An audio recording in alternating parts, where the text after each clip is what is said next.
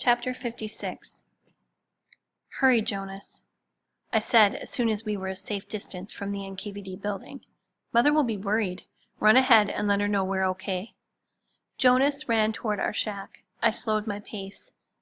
They have a file on us, I said, watching my brother shrink in the distance. They have files on everyone, said Andris. He tossed the sack of flour up, readjusting it on his shoulder. Maybe you could help me with something, I said. Andris shook his head, almost laughing. I can't steal a file, Lena. That's a lot different from wood or a can of tomatoes. It's one thing to get in the kitchen, but I don't need you to take the file, I said, stopping short of our shack. What? Andris stopped. I don't need you to steal the file. I looked around and opened my coat slightly. I already have it. It was on the commander's desk. I need you to put it back once I've read it. Shock flooded Andris's face. His head snapped from side to side to see if we were alone. He pulled me behind a shack. What's wrong with you? Do you want to get yourself killed? He whispered. The bald man said it's all in our files. Where we were sent, perhaps what happened to the rest of our family. It's all right here. I crouched down, letting go of the potatoes and other items I had been carrying. I reached into my coat. Lena, you can't do this. Give me the file. I'm taking it back. Footsteps approached. Andris stood in front of me. Someone passed. He dropped the sack and reached for the file. I moved away from him and opened it. My hands trembled.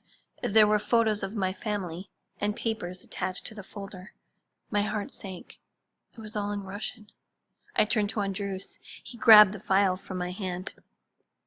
Please, I begged, tell me what it says. Are you really that selfish, or are you just stupid? They'll kill you and your family, he said. No, I grabbed his arm. Please, Andris, it might help me find my father. You heard him on the train. I can help him find us. I can send him drawings. I just need to know where he is. I know you can understand. He stared at me and then opened the file. I don't read Russian that well. His eyes quickly scanned the papers. What does it say? Students at the academy, he said, looking over his shoulder. The word is artist. That's you. Your father, he said, putting his finger under a word. Yes? What? Location. I huddled near Andris. What does it say? Krasnoyarsk. Prison. Papa's in Krasnoyarsk? I remember drawing Krasnoyarsk on the map for the NKVD. I think this word means offense or charge, he said, pointing to some writing. It says your father is what? I don't know this word, whispered Andris. He snapped the file shut and stuffed it in his coat. What else does it say? That's all it says. Can you find out what the word is? The one about Papa. What if I get caught with this? Said Andris, suddenly full of anger. What if he did get caught? What would they do to him? He turned to walk away. I grabbed him. Thank you. Thank you so much. He nodded, pulling away from me. Chapter 57. Mother was delighted with the food. We decided to eat most of it immediately, just in case the NKVD tried to take it back. The canned sardines were delicious, well worth the tender gash on my head. Their oil felt silky against my tongue. Mother gave Yelishka a potato. She invited her to share our meal. She knew Yelishka was less likely to report that we had food if she ate some herself. I hated that Mother shared with Yelishka. She tried to throw Jonas out in the snow when he was sick. She didn't think twice about stealing from us, and she never shared her food. She ate egg after egg right in front of us. Yet, Mother insisted on sharing with her. I worried about Andris, hoping he was able to return the file unnoticed. And what was the word that he had pointed to, the one he thought was offense or charge? I refused to believe that Papa had done something wrong. I turned it over in my head. Mrs. Raskinus worked at the university with Papa. She wasn't deported. I saw her peeking out her window the night we were taken away. So not everyone from the university was deported. So why Papa? I wanted to tell Mother that Papa was sent to Krasnoyarsk, but I couldn't. She'd be too worried about him being in prison, and she'd be angry that I'd stolen the file. She would worry about Andris having it. I worried about Andris. That night, I tore more drawings from my tablet and hid them with the others under my suitcase lining. I had 2 pages left. My pencil hovered around the edge of the paper. I looked up. Mother and Jonas spoke quietly. I rolled the pencil between my fingers. I drew a collar, and a snake began to draw itself, coiling upward. I quickly scratched it out. The next afternoon, I saw Andris on my way back from work. I scanned his face for news of the file. He nodded. My shoulders relaxed. He had returned it. But had he found the meaning of the word? I smiled at him. He shook his head, annoyed, but kind of smiled too. I found a thin, flat piece of birch, and I brought it back to our hut. At night, I decorated the edges with Lithuanian embroidery patterns. I drew a picture of our house and Kaunas on it, along with other symbols of Lithuania. On the bottom I wrote, "Delivered to Krasnoyarsk prison with love from Miss Altai."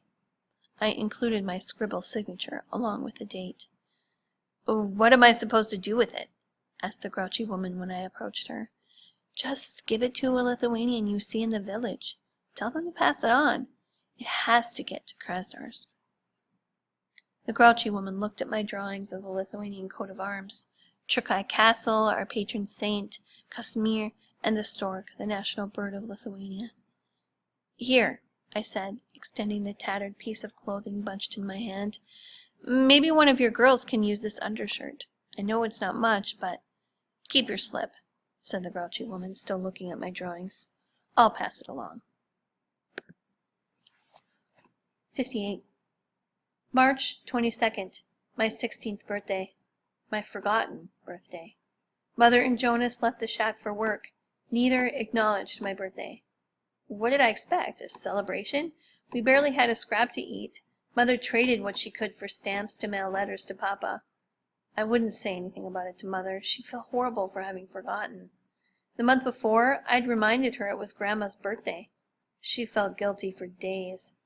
After all, how could she forget her own mother's birthday? I spent the day piling wood, imagining the party I'd have if we were in Lithuania. People in school would wish me a happy birthday. Our family would dress in some of our finest clothes. Papa's friends would take photographs. We'd go to an expensive restaurant in Kaunas. The day would feel special, different. Joanna would send a present. I thought of my last birthday. Papa was coming home to the restaurant. I told him I had received nothing from Joanna. I noticed that he stiffened at the mention of my cousin. "She's probably just busy," he had said. Stalin had taken my home and my father. Now he had taken my birthday. My feet dragged as I walked through the snow after work. I stopped for my ration. Jonas was in line. "Hurry," he said. "Mrs. Remus received a letter from Lithuania." "It's a thick one." "Today?" I said. "Yes, hurry, meet me at the bald man's shack." The line moved slowly. I thought about the last time Mrs. Remus had received a letter. It was warm in her crowded shack. I wondered if Andris would be there. I got my ration and ran through the snow to the bald man's shack. Everyone huddled in a ball. I saw Jonas. I walked up behind him. "What did I miss?" I whispered. "Just this," he said. The crowd parted, and I saw Mother. "Happy birthday!" everyone yelled. A lump bobbed in my throat. "Happy birthday, darling," said Mother, throwing her arms around me. "Happy birthday, Lena," said Jonas. "Did you think we forgot?" "I did. I thought you forgot." "We didn't forget," said Mother with a squeeze. I looked around for Andris. He wasn't there. They sang a birthday song. We sat and ate our bread together. The man who owned his watch told a story of his 16th birthday. Mrs. Remus told of the buttercream frosting she made for cakes. She stood and demonstrated how she'd positioned the bowl on her hip and whipped the spatula. Frosting. I remembered the creamy consistency and sweetness. "We have a present for you," said Jonas. "A present?" I asked. Well, it's not wrapped, but yes, it's a present, said Mother. Mrs. Remus handed me a bundle. It was a pad of paper and a stub of a pencil. Thank you. Where did you get it? I asked.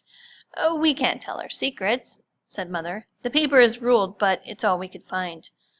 Oh, it's wonderful, I said. It doesn't matter that it has lines. You'll draw straighter, Jonas smiled.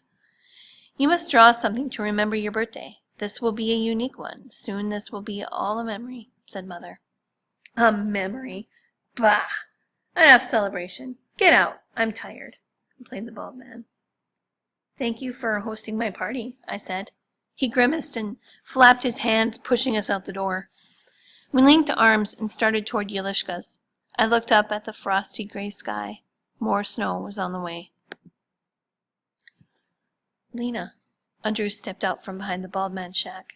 Mother and Jonas waved and continued on without me. Happy birthday, he said. I moved toward him. How did you know? Jonas told me. The tip of his nose was red. You can come inside, you know. I know. Have you figured out the word in the file? I asked. No, I didn't come for that. I came to give you this. Andris revealed something from behind his back. It was wrapped in a cloth. Happy birthday. You brought me something? Thank you. I don't even know when your birthday is. I took the package. Andris turned to leave. Wait, sit down, I said, motioning to a log in front of a shack. We sat next to each other. Andris's brow creased with uncertainty. I pulled the cloth back. I looked at him. I don't know what to say. Say you like it. I do like it. I loved it. It was a book. Dickens. It's not the Pickwick Papers. That's the one I smoked, right? He laughed. This one's Dombey and Son. It was the only Dickens I could find. He blew into his gloved hand and rubbed them together. His warm breath swirled like smoke in the cold air. It's perfect, I said. I opened the book. It was printed in Russian. So now you have to learn Russian or you won't be able to read your present, he said. I mocked a scowl. Where did you get it? He pulled in a breath, shaking his head. Uh-oh, should we smoke it right away? Maybe, he said. I tried to read a bit of it. He faked a yawn. I laughed. Well, Dickens can be a little slow at first. I stared at the book in my lap. The burgundy binding felt smooth and tight. The title was etched deep in golden print. It was beautiful. A real present. The perfect present. Suddenly, it felt like my birthday. I looked at Andris. Thank you, I said. I put my mittens on his cheeks, and then I pulled his face to mine and kissed him. His nose was cold, his lips were warm, and his skin smelled clean. My stomach fluttered.